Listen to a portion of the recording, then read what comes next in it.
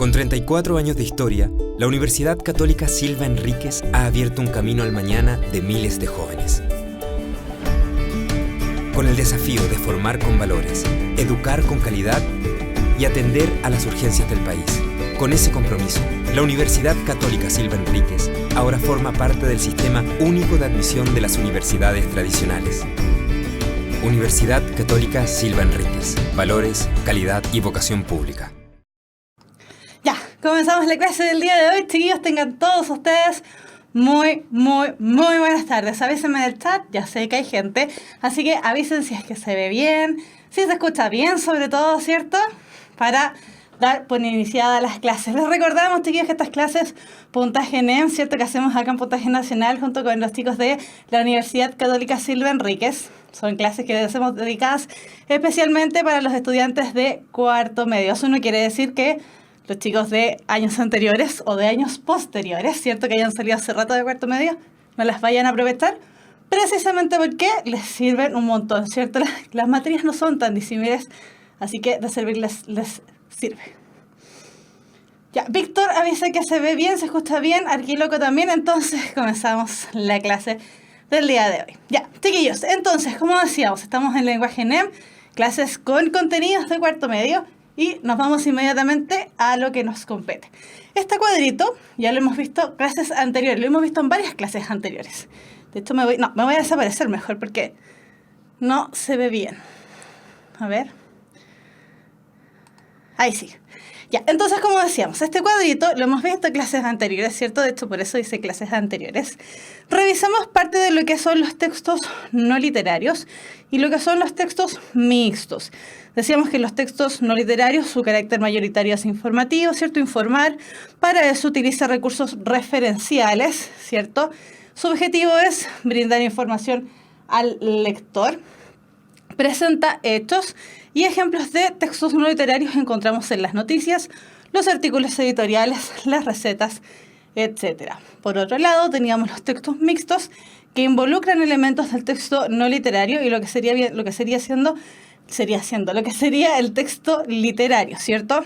Donde se mezclan los dos mundos, ¿cierto? Y el texto mixto tiene carácter informativo y de opinión, utiliza recursos lingüísticos como referenciales, su objetivo es dar cuenta de opiniones del autor sobre un tema determinado, presenta hechos y opiniones y ejemplos de texto mixto encontrábamos en la crónica, en los comentarios, en el ensayo, etc. Esta vez, eso sí, cambiamos el orden de esta tablita porque siempre iba el texto literario al principio, esta vez lo dejamos para el final, precisamente porque es lo que vamos a dar por iniciada en esta clase. De aquí para adelante nos vamos a ir refiriendo a lo que son los textos literarios. Cuando hablamos de textos literarios, vamos a hablar de textos que tienen un carácter estético, es decir, que buscan promover o mover, ¿cierto?, algún sentimiento en el receptor. Eso quiere decir que no necesariamente es un texto de carácter bonito. Ya si bien lo estético nosotros lo asociamos a la estética, al salón de belleza, etcétera, etcétera, lo estético en este caso tiene que ver precisamente con desarrollar elementos, desarrollar ciertos sentimientos en el receptor. Para ello utiliza un vocabulario más selecto, ¿cierto?, con recursos lingüísticos como son las metáforas, las elipsis, la hipérbole, el hiperbatón, todos esos recursos que son más propios, si bien de la poesía, aparecen dentro de todo lo que son los textos literarios. El objetivo que tiene el texto literario es generar un efecto estético en el receptor, lo que mencionábamos con anterioridad, ¿cierto? Y para eso presenta hechos, pero estos hechos no necesariamente son de nuestro mundo real, como es en el texto no literario, sino más bien presenta hechos dentro del mundo que representa. Por eso decíamos, en el texto literario opera lo que conocíamos como pacto de verosimilitud, donde si bien el texto nos presenta un mundo donde habitan hadas, magos, castillos, brujas, leones que hablan, etcétera, nosotros nos lo vamos a creer. Por eso los hechos que presentan son creíbles, pero dentro de la perspectiva del mundo que se está representando en esa obra literaria. Y como ejemplo del texto literario encontramos las novelas, las leyendas, la poesía, los cuentos, un montón de otras cosas, el drama, un montón de cosas más. La clase del día de hoy, lo que vamos a empezar a ver, ¿cierto? Lo que ya adelantamos con anterioridad, es precisamente, vamos a hacer una introducción a lo que vendría siendo la literatura, pero la literatura desde el punto de vista contemporáneo, y ahí volvió a aparecer. Entonces, definir realmente, chiquillos, lo que es literatura es un poco complejo, porque a lo largo de los años, ¿cierto?, el concepto ha ido variando y además, como es un concepto un poquito abstracto, es decir, no es una ciencia como lo que veíamos en otro tipo, por ejemplo, la lingüística, que la lingüística sí es una ciencia, la literatura no lo es. La literatura es algo más abstracto, más intangible, no se puede tocar, solo se puede vivir y experimentar. Por lo tanto, definir realmente lo que es literatura es complejo. Para eso, los teóricos nos han dado una serie de luces, ¿cierto?, acerca de lo que es la literatura. Nosotros nos vamos a quedar con un tipo de definición, ¿cierto?, que es la que nos sirve para las clases, pero la verdad es que conceptos y definiciones de lo que es literatura hay un montón. Literatura, originalmente, ¿cierto?, viene del latín litera. Litera significaba palabra o letra en realidad. Y de ahí, ¿cierto?, nosotros derivamos también a verbo, que vendría siendo palabra. Entonces, como decíamos, esta literatura, ¿cierto?, esta litera nace dentro de lo que es el mundo de la antigua Grecia y la antigua Roma. Prácticamente todas las artes y las derivaciones que han ido convirtiéndose en ciencias, ¿cierto?, todas esas cosas generalmente vienen desde la antigua Grecia y la antigua Roma, por eso decimos que es la cuna de nuestra civilización.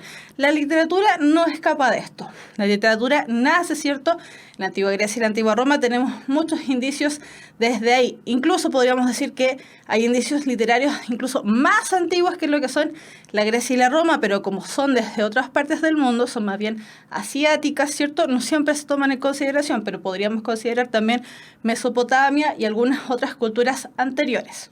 Entonces, como decíamos, la literatura nace específicamente en la antigua Grecia y la antigua Roma, y nos vamos a centrar en esta última, ¿cierto?, en la antigua Roma, precisamente porque fue un poquitito, y ojo con esto, para que no me vayan a matar los que son de historia, un poquitito más adelantados, podríamos decirlo de alguna manera. Entonces, por eso decíamos, nos vamos a quedar con la antigua Roma, porque ellos desarrollaron dos artes muy importantes para este mundo literario. Desarrollaron, por un lado, la gramática, ¿cierto?, que es el arte de escribir bien, y por otro lado, la retórica, que es el arte de hablar bien. Ellos, ¿cierto?, estaban muy preocupados de cómo hablar y escribir bien, pues ellos consideraban que esa era la manera donde nosotros nos representábamos a nosotros mismos. Y de hecho, la manera que ellos dejaron huella de sí mismos fue precisamente a través de la escritura. Y a través de la escritura nosotros sabemos también que eran muy buenos para hablar, ¿cierto? Ellos inventaron todo este concepto social, ¿cierto?, donde aparecían los senados y aparecían esta gente hablando delante de tantas otras personas también de mucha importancia para la sociedad, ¿cierto? El pater familias, el senador, después el emperador, bla, bla, bla, ¿cierto? Todos ellos de mucha importancia para el arte de hablar y escribir bien. Desde ese punto de vista, entonces, la literatura no se diferenciaba como nosotros diferenciamos ahora los textos entre no literarios, mixtos y literarios, ¿cierto? Para ellos todo era literatura. Independiente de lo que se estuviese escribiendo, se podía escribir una ley, ¿cierto?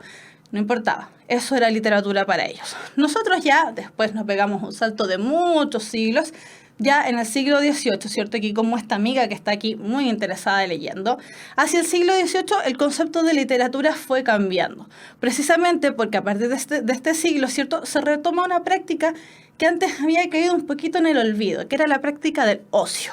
La práctica del ocio es la práctica precisamente de hacer nada, pero no solamente hacer nada y hacer como ese comercial de cierta bebida que dice haz todo, haz nada, y que muestran a una persona yaciendo en la cama sin hacer literalmente nada. No, acá este es ocio, es un ocio productivo, ¿cierto? Donde llenábamos todos estos espacios más bien vacíos, lo llenaban en este caso con literatura. Y por eso, ¿cierto?, hacia el siglo XVIII el concepto de literatura ya se enmarca y se separa de lo que serían los textos no literarios, porque aquí ya aparece, ¿cierto?, el elemento de leer por placer. Si bien ya existía mucho antes, tenemos obras antiguas que eran precisamente para entretenernos, como el Quijote, la Celestina, el Cid de las Niñas, no, el Cid de las Niñas me parece que es de este siglo. Pero el Quijote, la Celestina, ¿cierto?, y un montón, el libro del Buen Amor, Don Juan, ¿cierto?, en su primera versión, etcétera. Ya en este siglo empiezan a aparecer un montón de literaturas que ya lo empezamos a separar de los textos no literarios y los mixtos, porque también cuando veíamos lo que era el texto mixto, sobre todo el ensayo, decíamos que fue precisamente en el siglo XVIII y XIX donde tuvo su mayor auge, ¿cierto? Donde tuvo su mayor llegada al mundo. Entonces, cuando nosotros vamos a hablar de literatura, y lo vamos a diferenciar de los textos no literarios y mixtos, vamos a hablar de que la literatura, por un lado, es conocimiento, ¿cierto? Porque nos presenta un mundo y una realidad que tal vez para nosotros ahora esa realidad que, por ejemplo, del siglo XVIII está olvidada, no es nuestra realidad, pero ellos nos dan a conocer un mundo, nosotros somos los receptores muchos siglos después. Y después también, ¿cierto? La literatura es el dominio de la ficción, es decir, se hace una mímesis de lo posible. Cuando nosotros hablamos de mímesis, vamos a hablar acerca de un concepto que tiene que ver con una especie de replicar, es decir, de reencantarse con la naturaleza y tratar de mostrar a su vez la naturaleza a través de nuestras palabras. Esta mímesis no solamente la toma la literatura, sino que también otras artes como lo son la pintura, la escultura, la arquitectura, por poner algunos ejemplos, donde por ejemplo en la pintura, ¿cierto? En las obras pictográficas se trataba de retratar el paisaje, pero este paisaje podríamos retratar el mismo paisaje, pero como hemos ido evolucionando en distintas épocas, también se retrata de distintas maneras. Se retrata de una manera muy realista, después se retrata de una manera muy surrealista, pero es el mismo paisaje al fin y al cabo. Entonces, la literatura, por un lado decíamos es conocimiento, nos muestra ese paisaje, pero también es un dominio de la ficción. El paisaje se deforma de acuerdo a los contextos donde nosotros nos estamos enmarcando. Entonces, ¿por qué estábamos hablando de todo esto? Porque todas las obras, ¿cierto?, literarias dentro de sí tienen el llamado contexto de producción. El contexto de producción es, en palabras muy simples, el momento, ¿cierto?, el momento exacto donde el creador realiza su obra. Es decir, donde el autor, ojo, distinto al narrador, donde el autor, ¿cierto?, empieza a escribir su obra. El autor a veces se puede demorar años y a través de demorarse años también puede ir viviendo el mismo cosas. Entonces, como decíamos, como dice aquí, la literatura en sí misma no es solamente lo que nosotros leemos. Cuando nosotros leemos también nos estamos embulliendo, nos estamos llenando de los elementos extraverbales, es decir, que están fuera de la palabra, fuera de la obra misma. Es decir, una serie de circunstancias que van a aludir al espacio, al tiempo, a la condición y a la situación de producción de la obra, porque estos pueden afectar, como decíamos, a la enunciación y al sentido y comprensión del texto, generalmente influenciado por el contexto histórico y cultural. Y aquí vamos a poner un ejemplo precisamente de la época más bien contemporánea, del boom latinoamericano como se le conoció en algún momento, lo real maravilloso. El libro, por ejemplo, 100 años de soledad, que es un libro que nosotros conocemos dentro de la literatura latinoamericana, que es tan conocido, que ha sido tan replicado, que muchas veces lo dan a leer en los colegios, ¿cierto? Y si no lo leyeron en el colegio, igual por ahí conocen a este caballero Gabriel García Márquez. Este libro se demoró muchísimos años en escribir. Muchos. ¿Por qué? Porque Gabriel García Márquez era una persona más bien pobre y de hecho él trabajaba como periodista. Entonces, en su quehacer como periodista y en esta pobreza en la que estaba sumido, más tener que atender a su familia, ¿cierto? Él se demoró muchísimos años en producir el libro 100 años de soledad. ¿Qué es lo que ocurrió? El libro 100 años de soledad comienza una historia, ¿cierto?, de esta familia Buendía, y a esta familia Buendía le pasan una serie de cosas, y si nosotros nos vamos dando cuenta, precisamente esta serie de cosas que le fue ocurriendo a la familia son un poco reflejo de lo que Gabriel García Márquez estaba viviendo en su contexto situacional, por decirlo de alguna manera. Lo que estaba viviendo en esa época Colombia, que es el país, ¿cierto?, de donde él era originario. Entonces, ahí nos damos cuenta cómo en esa obra, ¿cierto?, él va retratando de alguna manera u otra lo que ocurre en su país, lo que ocurre en su sociedad.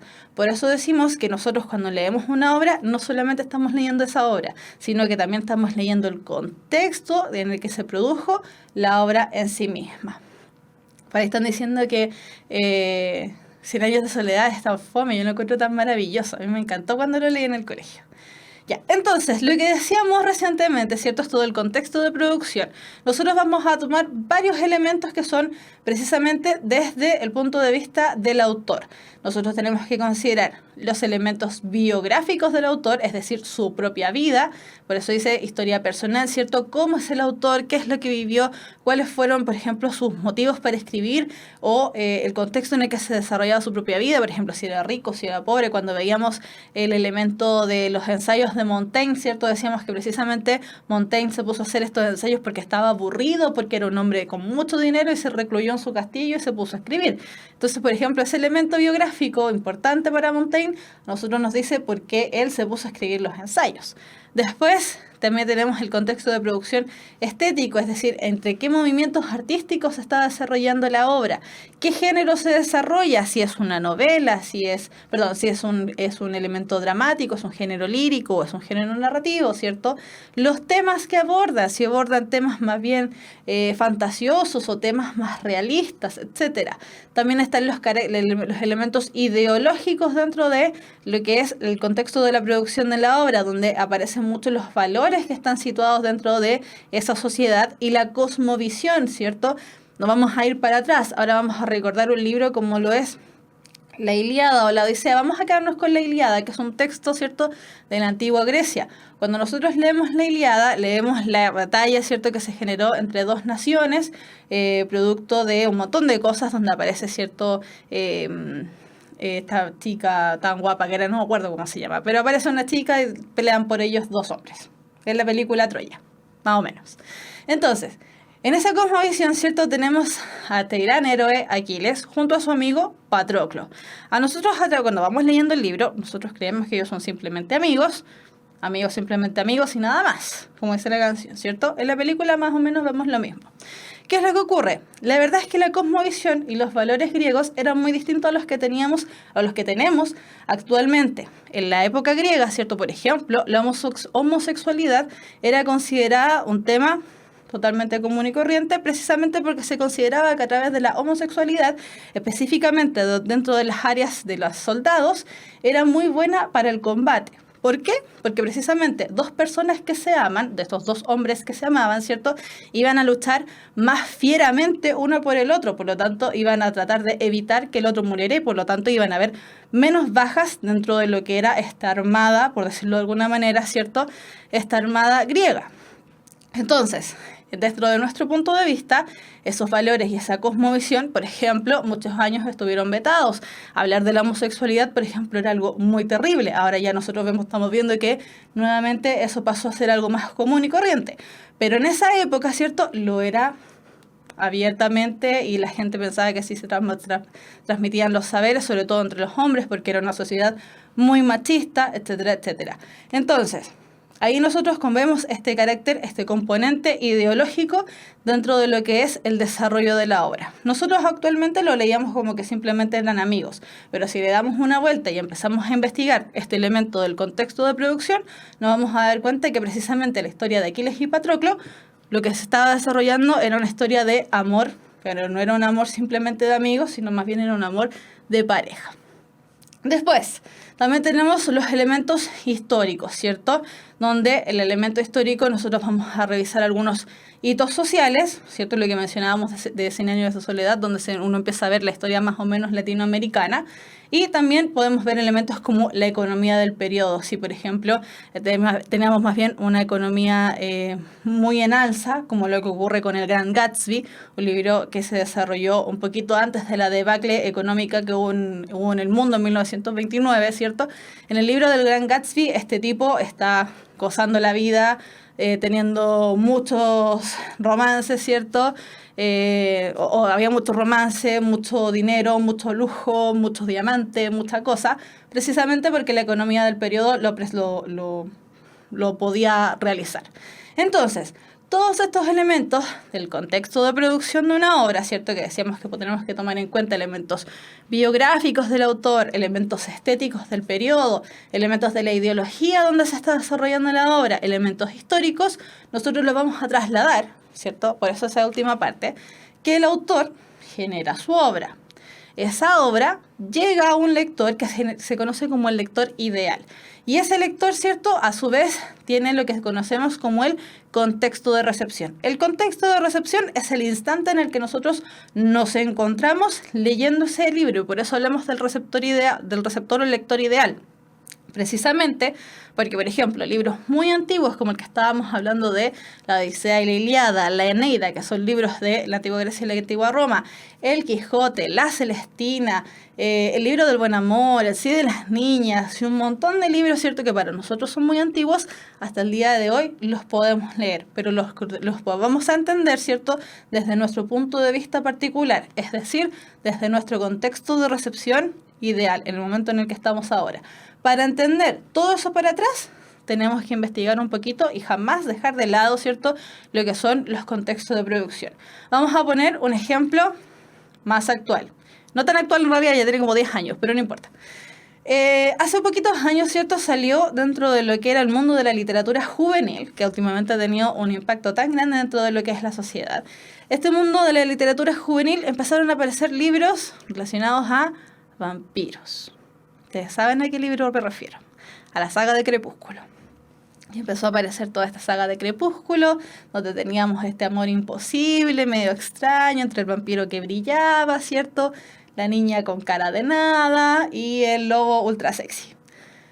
Posterior a eso, aparecieron un montón de sagas relativas a Crepúsculo. Y parodias también teníamos la saga de Crepúsculo en estas películas que son similares a Scary Movie, que no sé cómo, una loca película de miedo creo que se llama. En Los Simpson apareció Crepúsculo, apareció todo el mundo y todo el mundo estaba loco con Crepúsculo.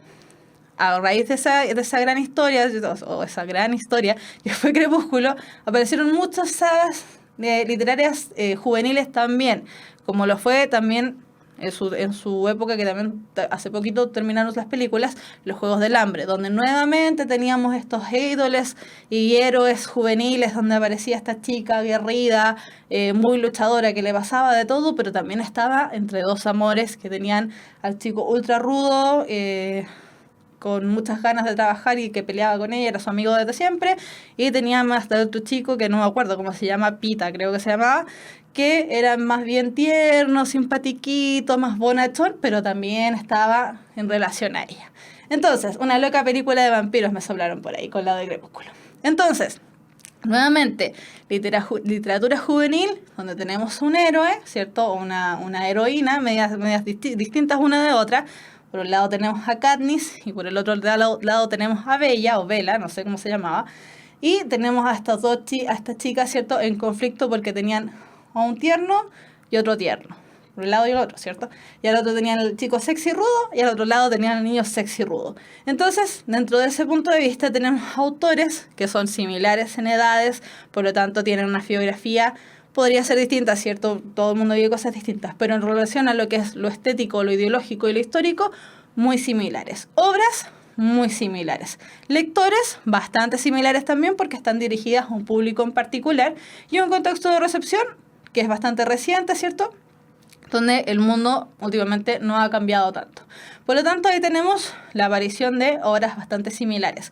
Últimamente acá en Chile también tenemos nuestros propios obras similares, ¿cierto?, donde los autores y los lectores se parecen harto, que son estas obras que han estado saliendo con relación a las historias chilenas, ¿cierto?, donde nos muestran a Arturo Prat, a, Manuel Rodríguez, y un montón de héroes de Chile, pero esta vez no es el héroe que a nosotros nos contaron en el colegio cuando nos estaban contando historias, ¿cierto?, sino que ahora es el héroe desde el punto de vista de lo que no se contó. Entonces ahora están todos los autores medios modernos chilenses, están contándonos historias acerca de lo que no se nos cuenta de estos grandes héroes chilenos que tuvimos. Entonces, ¿qué es lo que ocurrió? Nuevamente, autores similares, obras similares, lectores ideales similares y contexto de recepción bastante similar también. Y después, lo que están hablando por ahí, la saga de los zombies. También está ocurriendo lo mismo con los zombies, este elemento medio apocalíptico, ¿cierto?, donde hubo una saga de zombies y todos estamos viendo zombies en todas partes, en la televisión, el cine, la radio no, porque ya casi no hay radioteatros, pero sí lo vemos mucho también en la literatura, etcétera. De que están están. Y si se dan cuenta, son ciertos periodos o ciertos temas que se van poniendo en común. Ya, entonces, lo que tenemos aquí es una tabla, y es una tabla bien pobre, vamos a decirlo, una tabla más bien rapidita, porque en este momento eso supone que ya lo hemos visto otros años en el colegio, por eso es una tabla bien rapidita para ir recordando y acercándonos a lo que finalmente tenemos que ver. Lo que son los periodos literarios. Vamos a reconocer periodos literarios, también lo vamos a conocer con el nombre de periodos o tendencias artísticas, precisamente porque nos vamos dando cuenta que hay ciertos periodos que la cosa cambia, ¿cierto? La estética cambia, los temas cambian y nos vamos moviendo de un lado para otro. Y por eso aparece lo que se conoce como el movimiento pendular entre dos elementos muy importantes, lo que es lo racional y lo que es lo irracional. Lo que es más bien del lado de la ciencia y lo que es más bien del lado de la fe, lo que es más bien del lado de lo que hay que hacer, ¿cierto? Cómo se hacen las cosas, y el lado más amoroso. Y por eso hablamos del movimiento pendular, donde lo racional y lo irracional se van moviendo de un lado para otro porque el asunto, si no, se aburre, ¿cierto? Entonces, tenemos en la antigüedad clásica, nosotros desarrollamos la antigüedad clásica entre lo que son siglos muchos antes de Cristo, ¿cierto? Lo que hablábamos al inicio de la clase, donde teníamos elementos de la antigua Grecia y la antigua Roma, e incluso más antiguos, como decíamos, Mesopotamia. El medioevo, considerado la Edad Media, para los que les complica esa palabra, medioevo es lo mismo que Edad Media, desarrollada entre los siglos V y XV. Después, el Renacimiento, el siglo XV al siglo XVI, Barroco, desde el siglo XVI al XVII, el Neoclásico del siglo XVII al XVIII, el Romanticismo durante el siglo XIX, Realismo y Naturalismo durante este siglo XIX también, el Modernismo durante el siglo XX y la literatura contemporánea dentro de lo que es el siglo XX al siglo XXI. Entonces, ¿cómo vamos a dividir esta cosa? Podríamos considerar que en la antigüedad clásica, ¿cierto? Grecia y Roma, el movimiento pendular era más bien cortito. Se iba de lo racional a lo irracional porque en realidad a ellos no les importaba mucho este asunto.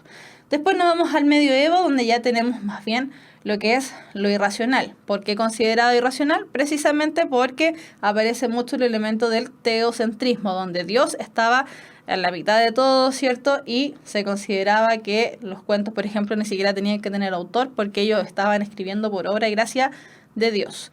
Renacimiento, más bien racional, ¿cierto? Si bien aparecen muchos elementos irracionales, el Renacimiento de por sí es más racional precisamente porque aquí empiezan a aparecer todos los adelantos y avances científicos que permitieron, por ejemplo, descubrir, bien entre comillas, ¿cierto? Lo que es América, en este caso. Nos vamos a lo barroco, que sería más bien irracional nuevamente. ¿Por qué? Porque el barroco, como en esa época había mucha opulencia, habían descubierto recién América, habían países donde estaban hechos superpotencias, grandes imperios, ¿cierto? Por ejemplo, el Imperio Español, tenían mucho oro, mucho dinero, mucho bla, bla, bla. El barroco, de por sí, muy recargado, porque tenía muchas cosas. El barroco es más bien irracional. Después nos vamos a lo racional con el neoclásico. El neoclásico, las obras del neoclásico más bien nos buscan enseñar. Y aquí aparecen muchas fábulas famosas precisamente porque el neoclásico buscaba enseñar. Desde el neoclásico, lo que es el romanticismo para adelante, aquí ya aparece un rompimiento total y aparece lo que es irracional en todo el sentido de la palabra. El romanticismo, nosotros ahora el romanticismo lo ligamos a lo que es más bien lo romántico, el amor, el sentimiento cálido, ¿cierto? Esta pequeña muerte, como le dicen algunos, el amor. En este caso, el romanticismo es más bien ligado al sentimiento de rebeldía, de no me importa nada, yo quiero ser como soy. Si quiero ser romántico de romance, perfecto. Si quiero ser romántico de pirata y irme a navegar por los 7 mares, perfecto. Si quiero ser el romántico conquistador que anda buscando las momias por no sé dónde, también, súper bien. El romanticismo entonces tiene que ver con un movimiento más bien juvenil. ¿Por qué? Porque precisamente la juventud era la que en esa época era rebelde, igual como ahora, ¿cierto? Entonces, el romanticismo es el movimiento irracional de por sí solo. Después nos vamos al realismo, donde aquí ya, ¿no es cierto?, a finales del siglo o mitad del siglo XIX, la cosa ya se empieza a complicar un poco. Todos estos jóvenes que salieron a descubrir el mundo y ser lo que querían ser, de repente se vieron con familia. ¿Y qué fue lo que ocurrió? Se vieron con familia y empezaron a tener que ser más racionales y más prácticos. Pero después, ¿cierto?, del realismo al naturalismo, seguimos un poquito con esta cosa ahí media racional de tenemos que calmar las pasiones porque el mundo se nos está viniendo abajo. Hubo mucha gente que se fue a vivir por el mundo la vida loca y ahora nos estamos enfrentando con ciertos problemas. Pero ¿qué ocurrió? Vino todo este siglo nuevo, este cambio de siglo, y nos enfrentamos a lo que es el modernismo y la literatura contemporánea, donde nuevamente, así como en el romanticismo, que lo irracional rompió con todo, y dijimos, no importa, aquí nos vamos a ir con todo lo irracional porque somos un movimiento juvenil, aparece el modernismo y la literatura contemporánea, precisamente de la mano nuevamente de la juventud. ¿Qué es lo que quería la juventud? Nuevamente se empezaron a dar cuenta que estaban viviendo un nuevo siglo. Por lo tanto, como se dice para año nuevo, vida nueva. ¿Y qué es lo que hicieron? Dijeron, no importa, si lo que estábamos viviendo ya pasó, vamos con todo en este nuevo siglo. Pero este nuevo siglo, ¿cierto?, este siglo XX, que se vino con todo lo que son los nuevos aires en el arte, y con toda esta parafernalia y con decir, tenemos un siglo nuevo, estamos en 1900, es decir, tenemos 100 años más para ver qué es lo que vamos a estar haciendo en el siglo XXI, no en el siglo 2000, en el siglo XXI. Veamos qué pasa. Entonces, ahí aparece, ¿cierto?, esta concepción de qué es lo que va a pasar 100 años después. ¿Y qué es lo que nosotros creíamos? O ellos en esa época creían, en realidad nosotros no, pero ellos creían en esa época que para el año 2000 el ser humano iba a estar volando. Pero volando no en aviones, sino que volando como autos voladores. Sabemos que eso no ocurrió. No sé por qué creían también que íbamos a estar así como caminando en el agua. Cosas que se le ocurrían a esa gente. También pensaron que íbamos a volar, pero ya no como volábamos, ¿cierto?, con autos voladores, sino que íbamos a volar con alas mecánicas. Incluso imagínense aquí, tenemos bomberos apagando el fuego con alas mecánicas, una cosa muy, muy extraña.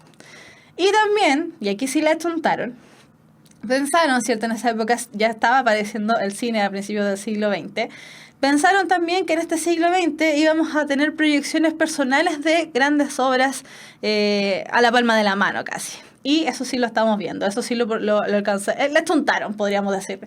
Le pegaron justo en el clavo. Tenemos proyectores caseros.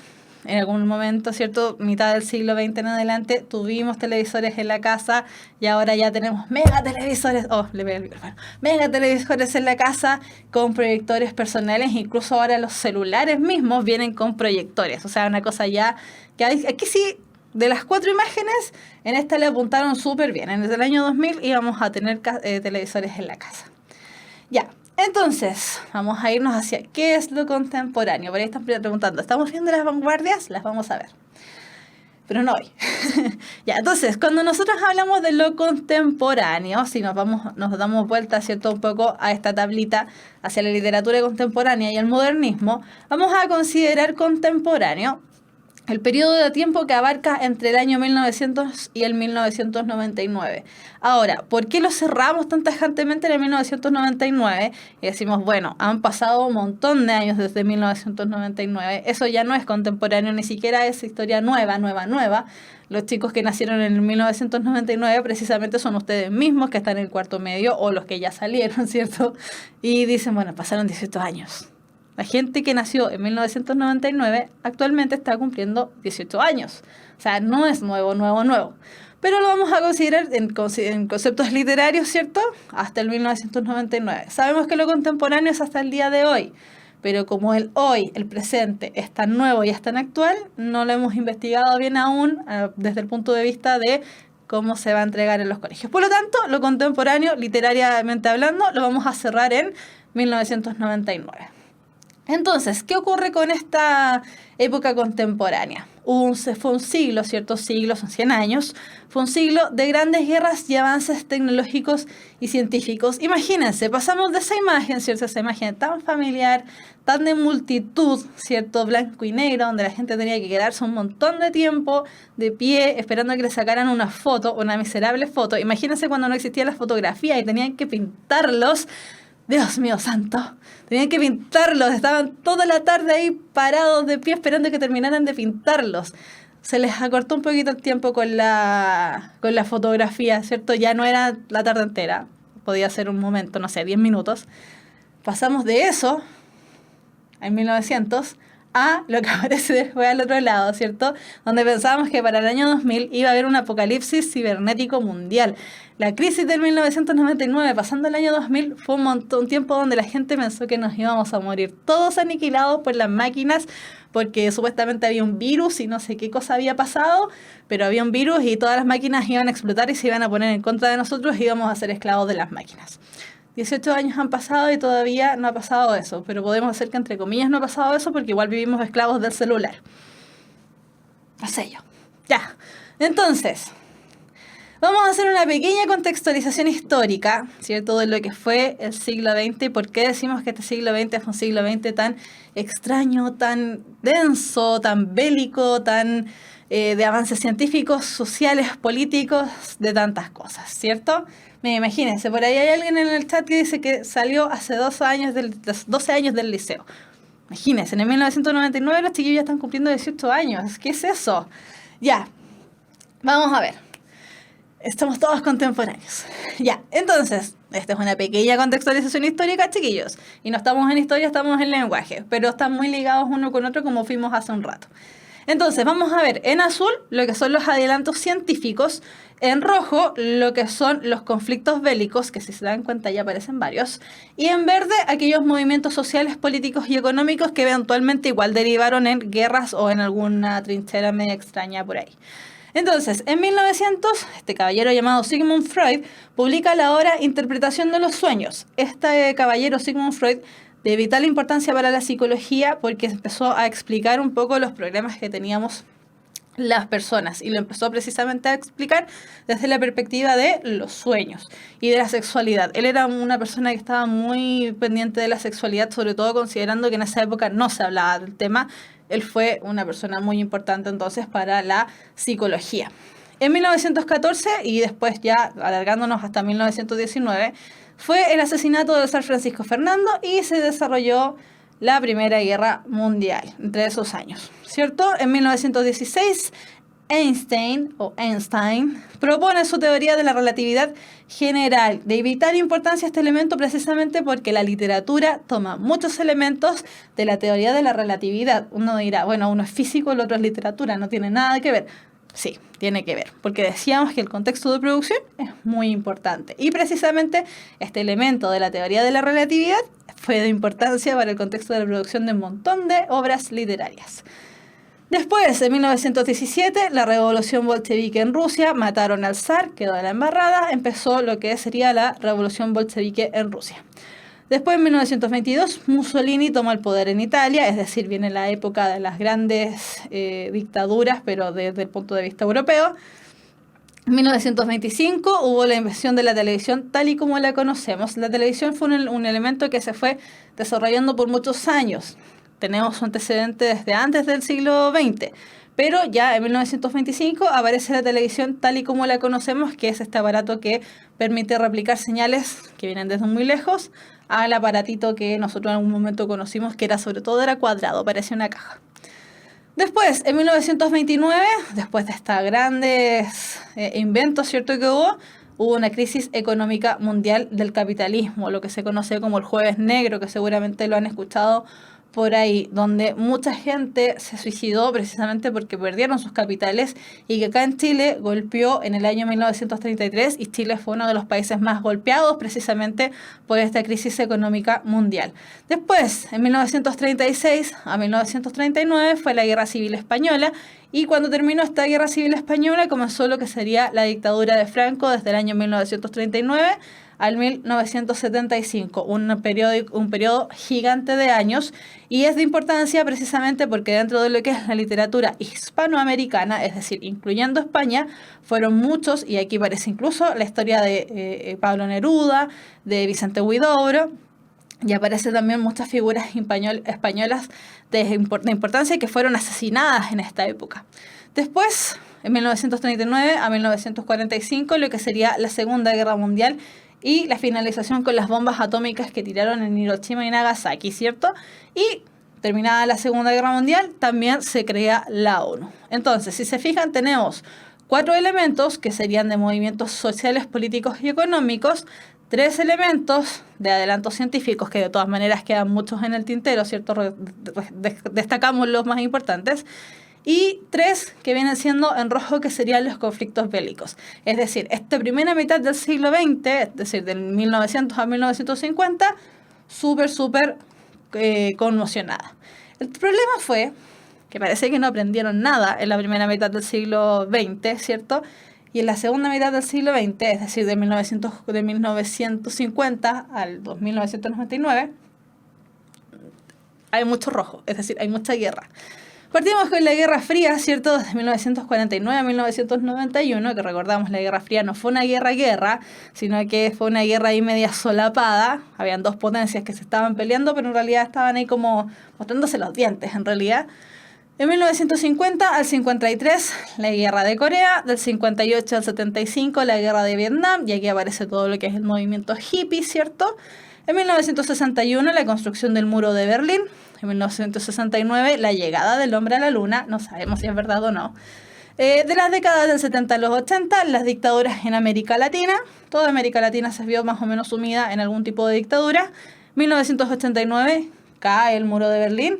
1990 al 91, la Guerra del Golfo. Y de 1991 al 2001, las guerras yugoslavas. Es decir, si hacemos la comparación entre la primera mitad y la segunda mitad, al parecer hay más conflictos bélicos en la segunda mitad que en la primera. Es decir, no aprendimos nada. Ya.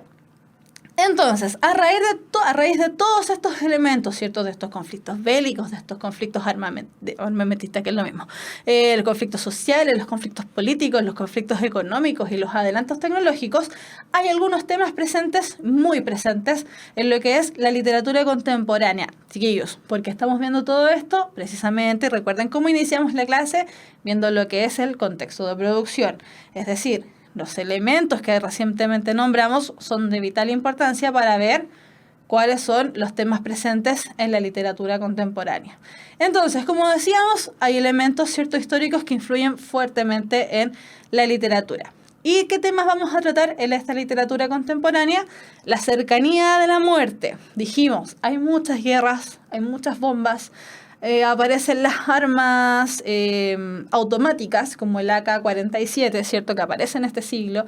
Aparecen los aviones de combate, un montón de cosas. Entonces la gente iba caminando por la calle, sobre todo en Europa, ¿cierto? Y doblaban la esquina y se encontraban con que tiraron una bomba. La gente en Hiroshima y Nagasaki, lo mismo, estaban haciendo sus cosas y les cayó una bomba y hasta ahí llegaron.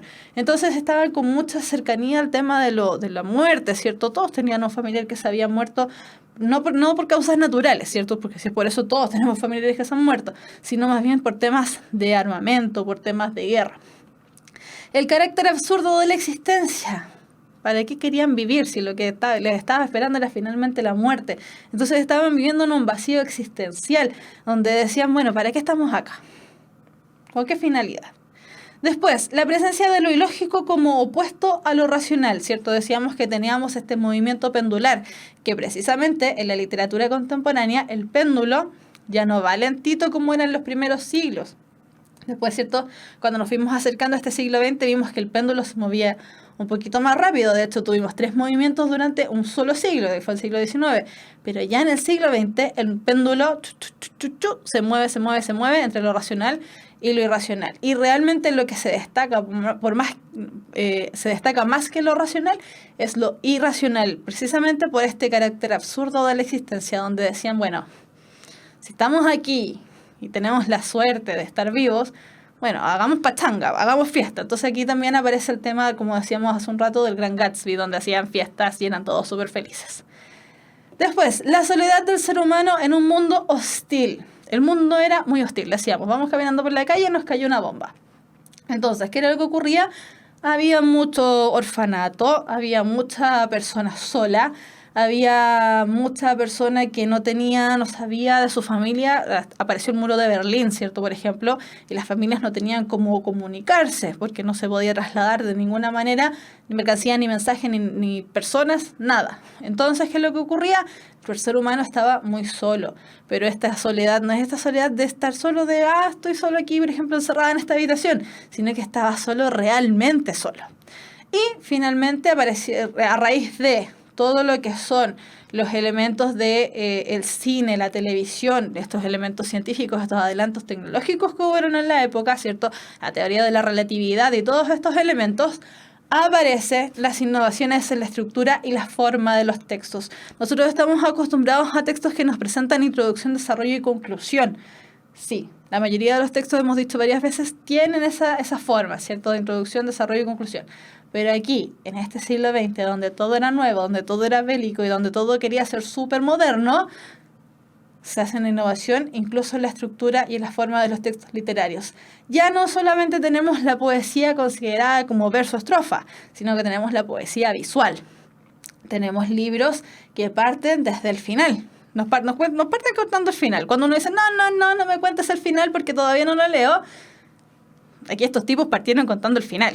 O sea, nos embarraron la obra completa, pero el tema es que como nos partían contando el final, queríamos saber cómo llegaron a ese final. Entonces nosotros seguíamos leyendo. Y también, por ejemplo, en el drama, ¿cierto? También se alteraron ciertas formas. Aparece el teatro de lo absurdo, donde los personajes dan la impresión de que en realidad no están diciendo nada. Y ahí tenemos presencia de lo que es lo ilógico, como en La cantante calva, ¿cierto? Donde los personajes dan la impresión de que de realidad no están diciendo nada. O en el chileno, El cepillo de dientes, donde tenemos una pareja peleando por un cepillo de dientes, pero se ponen a hablar de otras cosas y de repente se acuerdan del cepillo de dientes y nuevamente se ponen a hablar de otras cosas y después nos damos cuenta que ni siquiera se conocían. Bien. Entonces, los temas presentes en la literatura contemporánea, los vamos a resumir un poco en esto, ¿cierto? Estos paradigmas artísticos que cambiaron durante el siglo XX.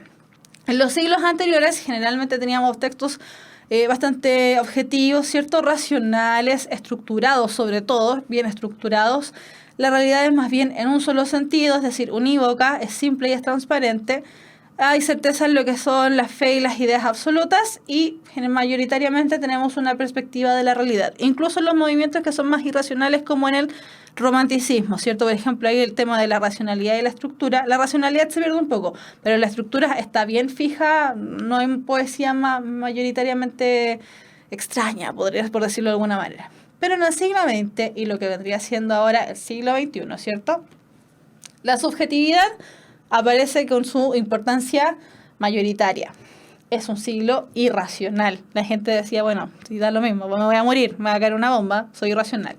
Espontáneo, precisamente por lo mismo, no tenían mucho tiempo para pensar las cosas, por lo tanto eran más bien espontáneos. La realidad ya no es unívoca, es decir, ya no va en un solo sentido, sino que es múltiple, es compleja y es bastante confusa. Aquí aparece el tema de los sueños de Sigmund Freud, ¿cierto? La literatura también toma estos elementos de los sueños y los hace partícipes dentro de sus cuentos o sus novelas, como en La última niebla de María Luisa Bombal. Desaparece la seguridad y la fe en el mundo. Claramente iba a desaparecer la seguridad si estaban en guerra, ¿cierto? Y por ende también desaparece un poco la fe entre las mismas personas. La presencia de Dios, que estuvo muy presente en los siglos anteriores, ¿cierto? Sobre todo desde el medioevo, que eran teocentristas y de ahí se van avanzando, pero de todas maneras la figura de Dios o la figura de la religión está muy presente, ¿cierto? Ya en el siglo XX y en el siglo XXI se diluye un poco. Vuelve a aparecer dentro de la década de más o menos los 60 y los 80 a través del New Age, donde la gente empieza a buscar una espiritualidad, pero ya no un Dios único, sino más bien buscan ser espirituales. Y a raíz de lo mismo, ¿cierto? Ya hay múltiples perspectivas de la realidad. Precisamente por el tema de los sueños y por ahí, como se acordaron en el chat, ¿cierto? De los psicotrópicos y lo místico. Aquí hay harta presencia de lo que son los psicotrópicos, ¿cierto? Sobre todo a partir de la segunda mitad del siglo XX con el movimiento hippie. Entonces, chiquillos, hicimos una breve introducción a lo que son los estudios de la literatura contemporánea. Hicimos un viaje gigante, no sé si se dieron cuenta. Hicimos un viaje gigante desde lo que era la antigua Grecia a el siglo XXI. O sea, un viaje enorme. De hecho, nos demoramos harto tiempo hablando acerca de lo mismo. Entonces, vamos a hacer una actividad un poquitito más corta, ¿cierto? Para ir un poco agarrando algunos términos que van a ser de vital importancia para las clases que siguen. Las clases que siguen van a ser todas referidas a lo que es la literatura contemporánea. Entonces, completemos la oración. Actualmente consideramos literatura aquellas creaciones con carácter ¿qué? Con carácter objetivo. Con carácter ¿qué? ¿Qué tipo de carácter, cierto, tienen las obras que nosotros consideramos literarias actualmente? Por ahí dicen hermoso, con carácter hermoso. Sí, tiene que ver con lo hermoso, por un lado. Tenía que ver con lo que dice Víctor, ¿cierto? Con la hermosura. Actualmente nosotros consideramos literatura aquellas creaciones con carácter estético. Recordemos que originalmente, ¿cierto? La literatura parte como cualquier texto escrito, con cualquier texto que haya sido, no sé, leyes, informes, todo. Pero ya a partir del siglo XVIII, y que es la concepción que tenemos actualmente, la característica principal que tiene la literatura es el carácter estético, que está ligado de por sí a lo subjetivo, ¿cierto? Que tiene que ver con provocar sensaciones, provocar emociones en el lector. Y por eso lo separamos de lo que son los textos mixtos y los textos no literarios, que también podríamos considerarlo literatura, pero desde un punto de vista antiguo. Actualmente solamente nos vamos a referir a literatura aquellos obras, ¿cierto?, con características estéticas, que nos generen emociones y sentimientos. Después, entendemos por contexto extraverbal aquel que tiene relación con... ¿A qué nos referimos cuando hablamos del contexto extraverbal? Que dijimos, es aquel que está fuera del verbo. Y el verbo es la palabra. Y palabra viene de litera. Y litera genera literatura. Ya, vamos a ver. Cuando hablamos del contexto extraverbal, estamos hablando del contexto de producción. Y además, a esto podríamos sumarle, ¿cierto?, no solamente al contexto de producción, sino también al contexto de recepción, donde decíamos que el contexto de recepción está ligado a lo que es el receptor ideal, independiente del siglo, el año donde se esté leyendo esa obra. Después, el contexto... les adelanté. El contexto de recepción es aquel relacionado con...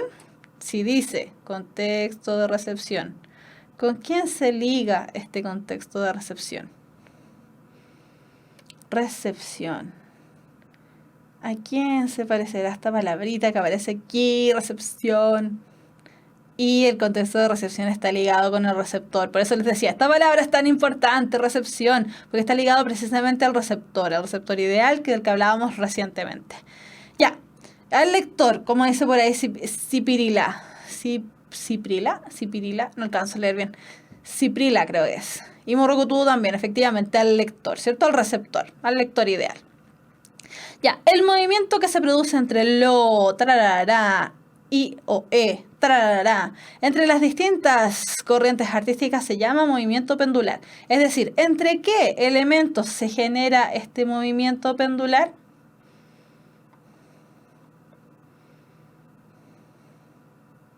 Decíamos, teníamos por un lado la ciencia y por otro lado teníamos la fe. Y después nuevamente nos íbamos a la ciencia y después nuevamente nos íbamos a la fe y después nos íbamos a la ciencia y después nos íbamos a la fe. Y así nos fuimos durante muchos siglos. Y este movimiento pendular primero partía lentito, ¿cierto? Partía en la antigua Grecia y la antigua Roma con mucha lentitud. Se demoraba un siglo en pasar el péndulo de un lado al otro. Pero ya en el siglo XIX el péndulo se movió un poquitito más rápido, como el H, ¿cierto? Que decía, un poquitito más rápido. Se me está cayendo el carnet, perdón. Pero iba avanzando de a poquito y cada vez más rápido. Y aquí en el siglo XX ya el péndulo desaparece porque es gigante, muy rápido. Les contaron también en el chat, dice entre lo racional y lo irracional. Efectivamente, ¿cierto? Movimiento pendular se va entre lo racional y lo irracional, entre la fe, entre la ciencia y la fe, etcétera, etcétera. Bien. Después, 5. ¿Qué consideramos literatura contemporánea? ¿En qué siglo se inicia la literatura contemporánea? ¿O en qué años? Aquí nos están preguntando por el siglo, pero podríamos decir incluso el año. Aguante Mecano, dicen por ahí. Caída de carnet. Ya, vamos bien, vamos bien. Entonces, se considera literatura contemporánea aquella iniciada durante el siglo. Bien, entre los años 1900 a 1999, como dice Arquiloco, o lo que podríamos decir el siglo XX, e incluso podríamos referirlo un poquito hasta la actualidad. Pero considerando la literatura, ¿cierto? Decíamos que lo cerramos en el año 1999. Ya, y finalmente, los elementos que marcan al siglo XX son los avances científicos, los conflictos bélicos y... ¿qué más?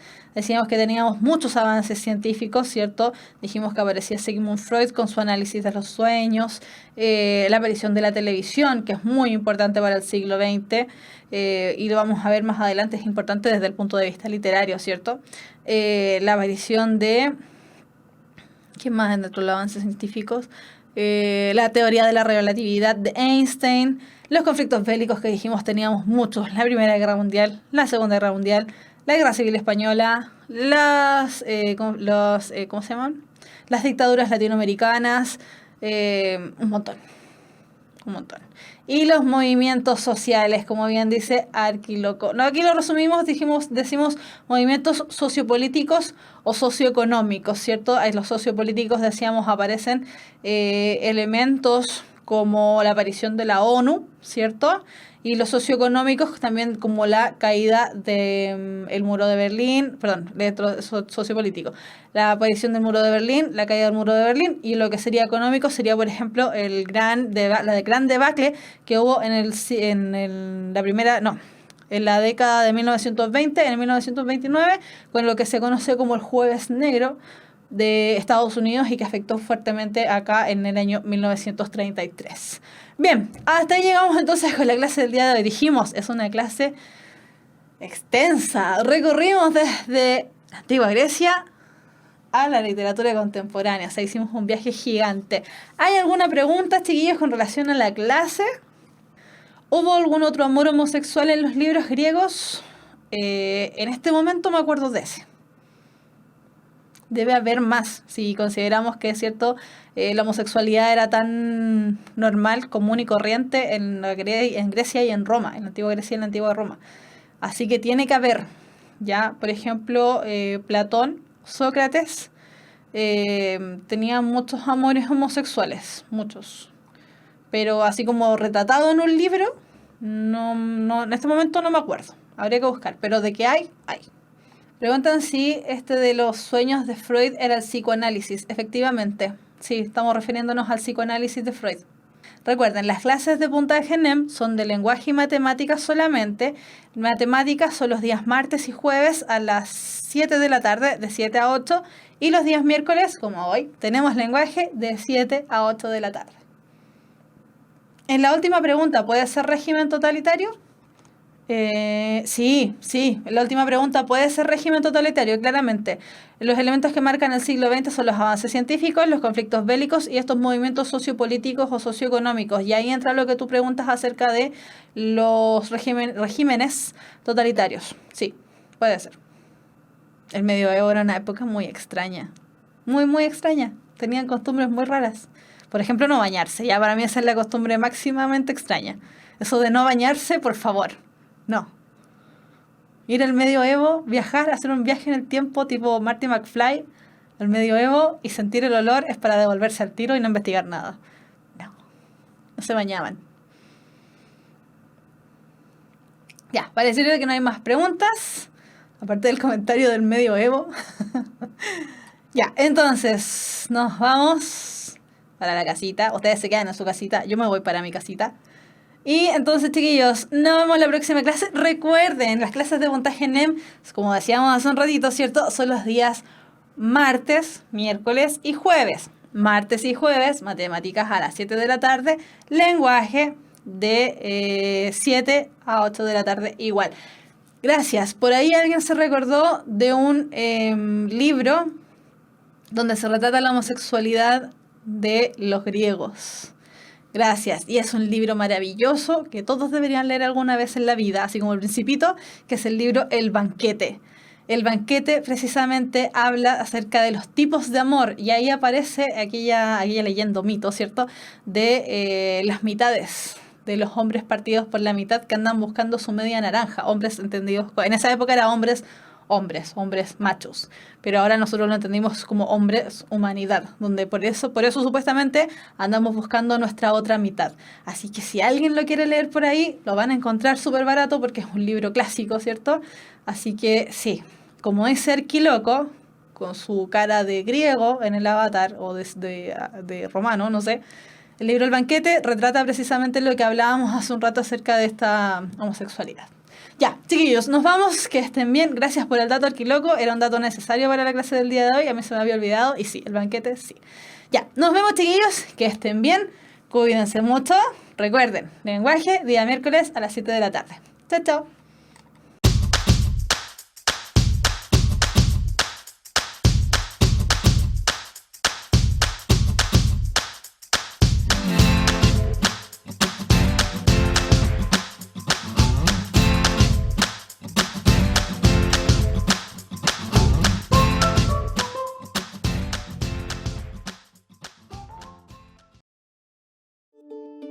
Con 34 años de historia, la Universidad Católica Silva Enríquez ha abierto un camino al mañana de miles de jóvenes.